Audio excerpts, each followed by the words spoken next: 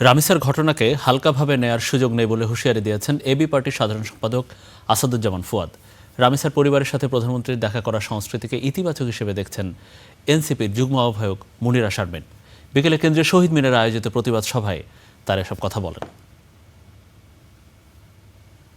আমাদের মাননীয় প্রধানমন্ত্রী জনাব তারেক রহমান তিনি কিন্তু ভুক্তভোগীর পরিবারের সাথে দেখা করেছেন। দেখা করে তিনি কিন্তু বলবার চেষ্টা করেছেন যে আসলে এই বিচারটা যাতে দ্রুত সময়ের মধ্যে হয়, যেই প্রতিশ্রুতিটা উনি দিলেন এটি যেন শুধুমাত্র প্রতিশ্রুতি না হয়, এটার দিকে আমাদের খেয়াল রাখতে হবে। এই ঘটনাটাকে রাষ্ট্র কোনোভাবে একটা বিচ্ছিন্ন ঘটনা, একটা বিচ্ছিন্ন দুর্ঘটনা, একটা বিচ্ছিন্ন আইসোলেটেড ধর্ষণের ঘটনা আকারে পড়বার কোনো সুযোগ আমাদের নাই।